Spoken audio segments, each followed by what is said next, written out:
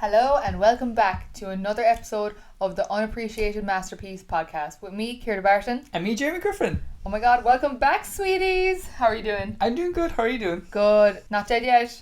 What? Excuse me?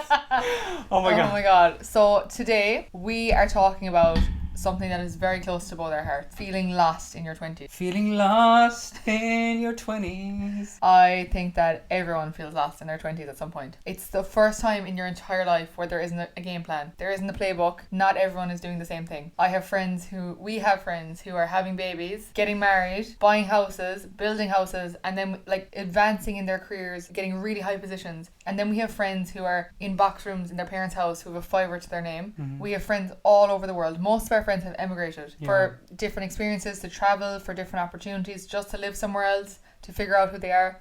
We have friends who are single in long-term relationships. It's such a melting pot. Like there could be in a group of friends, for example, there could be someone who's getting married and then someone who's traveling the world. It's just so interesting, but it's also really, really confusing time. It actually really is, to be honest, because I don't even know what I'm doing. Yeah. I feel like I'm kind of starting my life all over again. Yeah. Like, even though like I'm 26, like. Yeah. And obviously went through school, college, and moving to a different county. Yeah. Obviously having gone out of a relationship that was like a few years, and having to start all over again. Yeah. Like in a new house, in a new job actually, and then moving into a city as well. So I feel like I'm very lost at the moment. Do you feel very lost? But I feel lost, but I still feel me, yeah. if that makes sense. Yeah. I'm really proud of you. I think you've gone through an awful lot of transition in a very short period of time. All the major changes in life basically happened to you at once. Again. Oh my god. I think being in your 20s is moments of feeling very grounded and very secure, and then moments of feeling very lost and very all over the place. Mm-hmm. And I also think social media is really bad for your mental health in your 20s. Sometimes. Yeah. Like sometimes it's really helpful, but don't get me wrong. Like, I hope this is helpful for people. It makes them feel less alone and more included. Sometimes you're having a bad day and you're at home, and for example, I live in rural Ireland in a small little cottage in like literally the middle of nowhere. And I go on Instagram and I see my friends in Sydney and Melbourne and London and Vietnam and Canada, and they all seem to be doing these amazing things on a random weekday. Mm-hmm. And I'm just at home.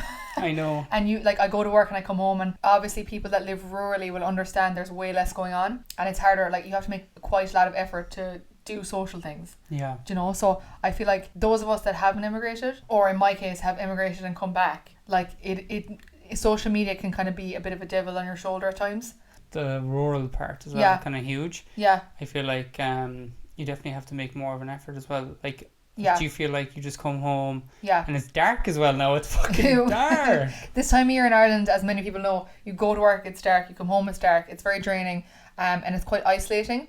And I think you have to really try and pull yourself out of getting down. Yeah. Like, you know, and like as you were saying, you have to make more effort to go out and meet people, to do things. Everywhere is a drive. You can't get a taxi where we live. Yeah. Like, you know, and I love where we live. I love it, but sometimes it is hard. Like, you know, comparison is the thief of joy.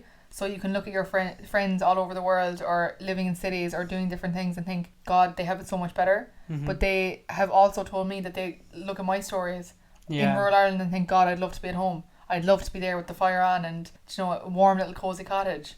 Like, yeah, it's a weird kind of situation, because like I've had like 3 friends that gone to Australia. Yeah. 3 of them hated it. Yeah. Came back. I was one of them. She was one of them. They came back. Yeah. And then like other people didn't love it. Like, thriving. And like, obviously travel is very subjective. Like, living abroad is very subjective. It's not for everyone. I didn't hate Australia. I think the year I was away, I was extremely homesick. Yeah. And it was a lot to do with my grandparents and feeling very far away and stuff like that, you know. Mm-hmm. I'm still really grateful that I went. I think leaving and traveling is never not a good thing. Yeah. But also, I'm really grateful to be home, and I love Ireland. I think Ireland's amazing. Do you feel like you grew a lot in Australia? Yeah. Like mentally? Yeah, mentally. And I just had to stand on my own 2 feet for the first time in my life. Like, I couldn't be like, Mom, pick me up. Like, you know, I couldn't. You know, like, me and my partner had to do a lot of growing, and we went with 2 more friends as well. And you guys only met like a few months before you went? Insane. Well, it was about a year. Yeah. But like we were saying literally the other day, we'll be together 4 years at Christmas. Wow, really? I know, isn't that so God. weird? But in the out of our 4 years, the majority of the time we've lived together. Yeah. Like we've only lived apart for 1 year, and that was when we first met. So like I don't know, being in your 20s is crazy. Like, you know, we have some like one of my good friends now is pregnant and like loving life, so happy. And then I have more friends that I know if they found out someone was pregnant, they'd literally be shook to the core. They couldn't think of anything worse, or like, do you know what I mean? As in, like, they're just not there yet. It's hard. It's really hard. What do you think helps you to feel grounded in your 20s? What's something that can help people to feel better in who they are and what they're doing? I'm still trying to find that answer. No, I'm only joking. Definitely, I feel like socializing is actually a huge part of it. Huge. Like, I do feel like I'm starting all over again, because obviously coming out of the relationship and stuff, he had you had a lot of like mutual friends. Yeah, it's a bit sad to talk about. Like, sorry. Yeah, no, it's okay. I suppose like having like his friends and stuff, and like them being a big part of my life. Yeah. And they're gone now. Yeah. Like friends and family of his, and like, yes, like you didn't just lose one person, you lost the community. Mm-hmm. Yeah. Yeah, which is sad, and then having to start all over again, trying to make new friends and stuff, which is very hard in your mid to late 20s. Mid to late 20s, which is really hard, and I really am trying. You are. I think you're doing a great job. I think something that you did, thank God, as well, is you kept your friends. You kept your friends from before you were in the relationship. Yeah. So that really helps. And I think we were saying before, a lot of your friends are abroad or they're in different counties to you. Mm-hmm. So then that is also hard because they're not like next door. Yeah. Like we used to live together. Yeah. And like it was such a good support system. Do you know, like you just be like, what are you up to? I'm just in the hall. I know, and I do miss that. Like, cause obviously I'm living in the city, and I have 4 different housemates and stuff, and like they're all really nice and stuff. But like trying to establish like a friendship with them, and then like you come home then, and like you don't really have anyone to like vent to or like cry to. Do you know what I mean? Like if I'm feeling like lonely, you can't have like, a DMC. Yeah, you miss that a lot. Like, well, obviously with the phone and stuff, it's great. Like, but like like used to coming home or coming to the weekends. I think it's different when someone's actually there. Yeah. Like, you know, it's different when you can come in, have a cup of tea, and have a DMC about something. I know, and I am lacking that a lot now, especially trying to come out. Like, I don't want to be crying to my new friends and be like, hey. But that's okay too. Like, I mean, like the right people will find you, and I'm so grateful that FaceTime exists for you and for like all our friends in Australia or in different time zones all around the world. Voice notes are amazing as well, but it is hard, Jamie, and like it's hard to start again. And I think so many people in their 20s start again. Yeah. Like so many people, like they quit a job that they just don't like. They might have been progressing in their career a lot, but they just don't feel it aligns with them anymore. They leave a long-term relationship, they move abroad, or they come home from being abroad, and they're starting at ground zero again. You're starting at base camp. Yeah, I feel like I'm just out of school again. Yeah. You know? And that's okay. It's like, it's kind of like a bit of an awakening again. It's kind of like, it's scary, but I think when you're 20 and you're starting out, you're still very young and kind of naive to the world, but like, whereas now you're 26, you're like, I'm a lot more mature to the world. It's true, and I do feel like, maybe I'm the age now where I should be getting married, where I should like be engaged and stuff. Like, do you know, that kind of like, I think is not there anymore. Yeah. But damned if you do, damned if you don't, I think. Yeah. Like, people judge me because I am engaged. Like, they don't, like, people make these little snide remarks. Like, you know, they're like, oh, God, you're very young to be engaged. And, like, I don't feel that I am. But, like, I know it comes from a place of, like, insecurity. And then people are also, and the other side of that, being like, oh, my God, you're single again. Like, do you know, having small little snide digs and stuff. And it's like, there is no timeline. It's not a race, like, do you know. Yeah. And, like, I think it's very hard to remember that sometimes. Like, I find it hard sometimes seeing my friends in Australia and they're loving life out in the sun, and like social media makes everything look great. I know the reality of Australia. 50% of people in Australia love it. And sharks. Yeah, and the sharks. But 50% of the people I know in Australia love it, and the other half hate it, and they're living a lie because they're embarrassed, they're mortified to come home because they feel like they failed. Yeah. I think it's okay to feel like a failure. It's okay to decide. I had decided I was immigrating for 2 years. Just about scraped a year. I thought we were never coming home, pack the house, see you later, we're going to live there forever. It just doesn't suit everyone, and things don't work out sometimes. Relationships don't work out. Plans don't work out, and it's okay. It's very hard, but it's okay. If you're going to Australia as well, at least last month. Like, you can't just come home and be like, Mom, Dad, come on. Yeah. Come on. Like, that is tough love, but it's the truth. It is true. You need a bit of tough love. Like, you have to make your own little ground. I know, like, coming here and stuff, like if you're coming from where we live and then going out there, like, I know it's huge and it can be a bit scary, like, intimidating. But you have to grow. I wouldn't say like even like maybe like 3 months. Do you know, like, don't come home after the first week. Yeah. Unless it's really bad, like, unless it's absolutely awful and you need to be like, I actually need to come home, but like, come on. I would say as someone who's been there, done that, I was painfully homesick for 6 months. I was like, I had an ache in my chest all the time, in my heart. And I would say, try your hardest, try your damnedest to stay there at least 6 months. Yeah. Because like 6 months, it sounds like a long time, but realistically, 6 months is such a short amount of time in your life. Do you feel like you changed, the homesick change after 6 months? Yeah. Really? It did. It definitely did. My whole viewpoint changed. I just clicked. And a lot of people have told me around the 6-7 months mark, they start to feel better. But again, if you don't like it, come home. Like, don't be staying there just for social media or for someone else. But do give it an attempt. Give it a try. You have to give everything a try. I think that's something that's wrong with our generation, is we expect everything to work out straight away. Yeah. It's like it's not our fault really. It's just from like everything coming to us like this that we expect things to work out straight away, and that's not life. Like you have to give things a chance and time to grow and to flourish. Like if you plant a seed, you wouldn't expect it to flower the next day. Yeah. So you can't expect yourself to be planted in Australia and flower the next day, you know? Yeah. So I would say sometimes social media makes the grass look greener, and sometimes it's extremely hard, but you should always try, if you can, grow where you're planted. So wherever your feet are, that's where you should be in that moment. Just give your friends love, like send your friends love when they're abroad or in different cities or counties or whatever. But try and be grounded in where you are. What are you doing with your life? And if you're really unhappy, change it, because only you have the power to do that. Do you think a lot of people run away? As in, 100%. like, do you think they run away? Like, I feel like I want to run away to Australia. Yeah. But like, I'm very like want to kind of get my career together. Yeah. Like, even though I don't know what I'm doing, but you know what I mean. I think some people do run away. From growing up. Like, there's this thing in Australia, men, particularly in Australia, are known as having Peter Pan syndrome, which means like a fear, never growing up. Yeah, the fear of never growing up. And a lot of Irish girls I met over there would say, like, they don't like talk to Australian lads really, because there's a big culture of Peter Pan syndrome. Like men in their late 30s, early 40s. And they're like, still like, oh, I don't know if I want to commit, and it's like a fear of growing up, like a fear of like responsibility, I suppose, like having a family maybe if they want that, or like buying a house, or like, and obviously like don't get me started on buying a house, like that's not really a choice. I actually have no idea what we're gonna do. I know. I actually don't, especially being single now. Like I'm like, what the fuck am I gonna do? I think for our generation it's a massive worry. It's a huge thing. It is huge. Like, I actually cannot, like, there's like, I don't even have that much money in my bank account. Yeah. Do you mind trying to get a house? How much is a deposit? Between 10 and 30 grand. 10 and 30 grand? I don't even have that. I know. Do you know what I mean? I think it's nearly unattainable for people of our age to buy a house. And especially single, like. Yeah. Do you think I'm able to fucking go off there to the bank and be like, come on lads, this 26-year-old? But it's fine. Do you know what? It is what it is now at this stage. But if they just brought down the fucking rent, everything would be fine. Oh, don't get me started. It's something that drives me mad.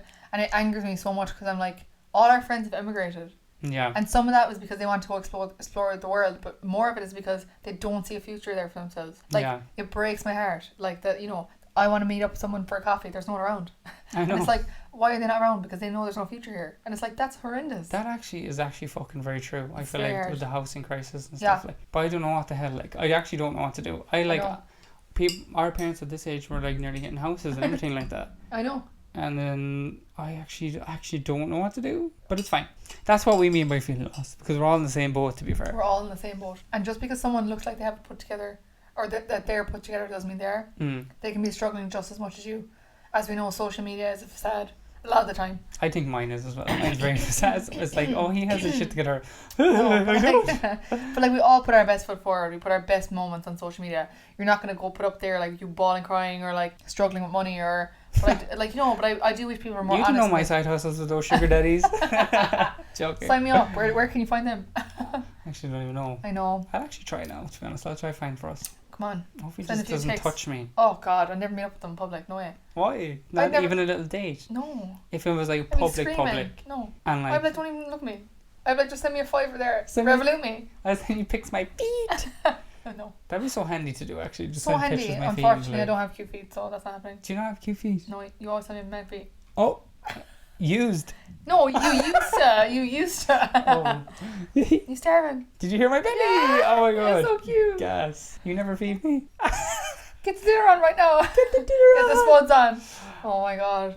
This was something that a good friend of ours asked us recently, and she said we could talk about this on the podcast, but her long-term boyfriend of 4 years wants to take a career break and go travelling and possibly move to Australia or New Zealand. Oh, is this a dilemma? Yes, this is our dilemma, but it's like actually someone we know. Yeah. She just said that we can say this. So basically, her long-term partner of 4 years wants to go traveling. He wants to take a career break, take at least 6 months out of work, and then move to Australia and New Zealand. They're both 26, they're our age, and she is absolutely flourishing in her career. Yeah. She has just got another promotion and she's feeling really confident. She's making good money, which is crazy, like in this economy. Sign me up.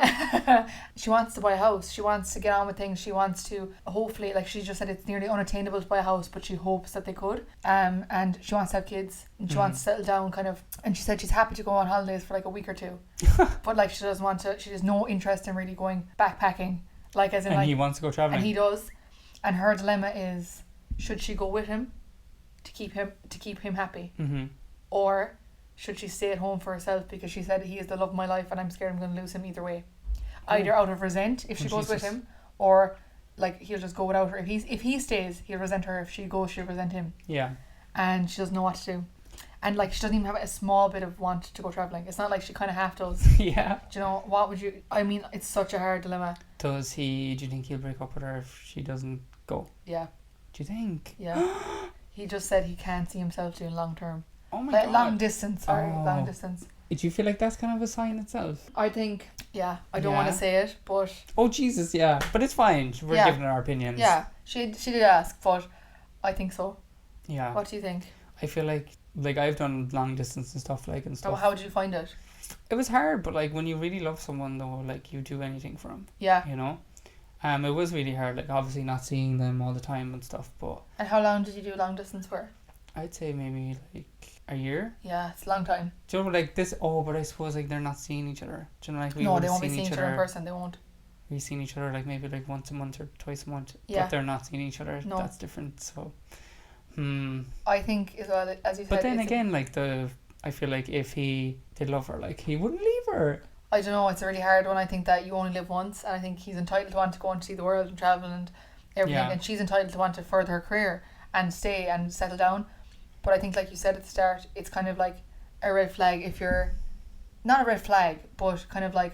It's a bit of a telling sign if your ideas of the future don't align. Yeah. Do you know, like, if you're, like... You don't have to have the same opinions as your partner. You don't have to feel the way about certain things about your partner, but you do have to have certain views about your future. And you have to be going on the same train track, do you know? Yeah. And I think it's really hard. I think if she goes, she'll resent him. And if he stays, he'll resent her. And I think maybe they could find a middle ground, like go travelling for 3 months and then come home. Like maybe she could take a career break, I don't know. But she probably might. Yeah, but I don't know. I think it's only you will know in your gut what's the right call. Like really, do you know? He'd probably stay over there, will he? Maybe. That's the thing. There's nothing to say that after 3 months he'll want to come home. Yeah. And then she might feel like she's given up her career for it. Like it's crazy. You fucked me over. It's so. You said you were coming home with me.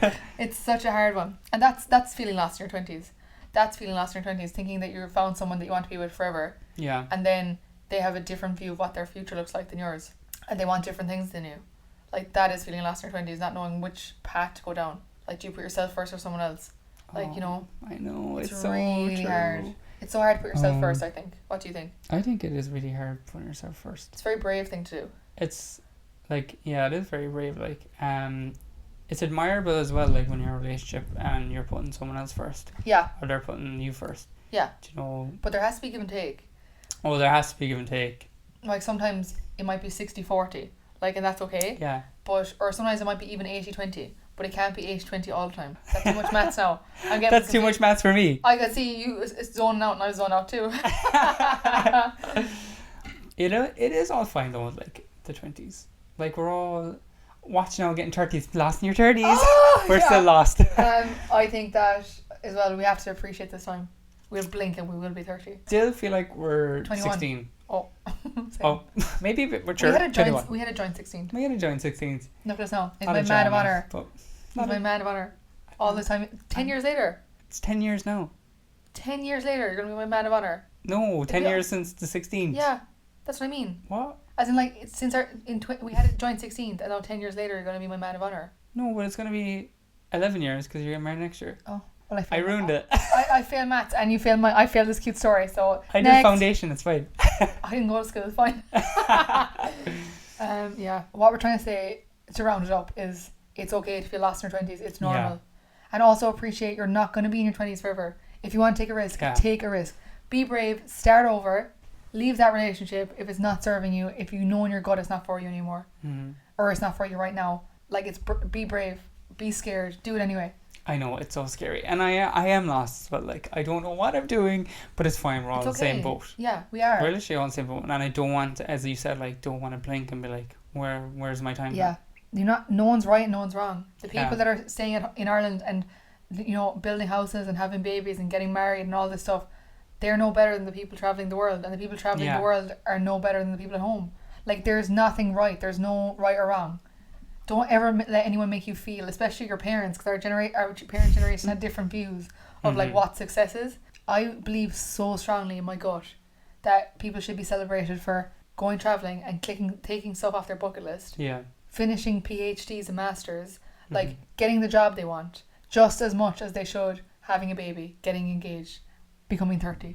Like, everything should be celebrated. Yeah. You know, like, even quitting a bad job, quitting a relationship. Like, that should be just as celebrated as having a baby, getting married. I do think that. It's the beauty of life. It is. And I think you should celebrate the small wins. Yeah, 100%. You should definitely say you're proud of yourself as well. Yeah. To yourself. And you should tell your friends when you're proud of them too. Say you're proud of yourself. I'm a small bit proud of myself. I'm a small bit proud of myself too. Aww. You know, cute. We're lost, we need to work on that. We do. Actually do. Even doing this podcast is a massive step for us. Oh my god, that's how lost we are. Things are bad. Things are bad when we had to get fucking podcast gear. We needed to find a passion. We just talk so much shit we thought someone else might listen. It'll literally just be us and the cat listening, but it's fine. But we kind of broke through our own glass ceiling there because I was like scarlet for us, like, about what people would say. Yeah. Now I'm like, I don't care. I don't give a fuck. Literally laugh away, you're grand. Well, anyway, look, we're all lost. Yeah. And we're all in this together. And it's okay. We're all in this together. I hate High School Musical. Do you? No, I used to love it. Oh. Give me a bit of Troy Bolton. Who's the fella with the curly hair? Oh my god, he was gorgeous. I was obsessed with him. I didn't like Troy. Do you know who I thought I was? Sharpay Evans. Sharpay! Oh my god, she was a demon. How did no one know I was gay? I used to go around and be like, I am Sharpay Evans. Yeah. Everyone would be like, you're literally a man. Like, yeah. I didn't. I knew. Oh my god, but yeah. Did you see Zac Efron recently? Oh. The Botox is being pumped in every angle. God bless. God bless. That's going to be me in a few years though. Oh my god, sign me up. Watch me now at 27 getting a facelift. I actually don't know if I will get anything done ever. Do you? You definitely will. I definitely need it. You need it. I'm joking. Look in the mirror. I look in the mirror. No, I'm too scared. I think I'm too scared. Really? Yeah, I want to, but I'm too scared. It'll be fine. Well, you don't need Surely it. You do what you want. Surely wouldn't be watched. I'll just have to go to a really expensive clinic and get an actual doctor to do it. They can still spot you up. I know, botch me up. Just go to the dentist for the crack. Right before the wedding. Botch me up. Botch me up. Okay. Lovely. Okay, so we shall let you go because you're late for mass. We're late for mass. Oh my god. Okay, so this has been the Underappreciated Masterpiece by me, Jamie Griffin. And me, Kieran Barton. And remember to always have your crown. Wear it. Live it, love it. Bye. Bye.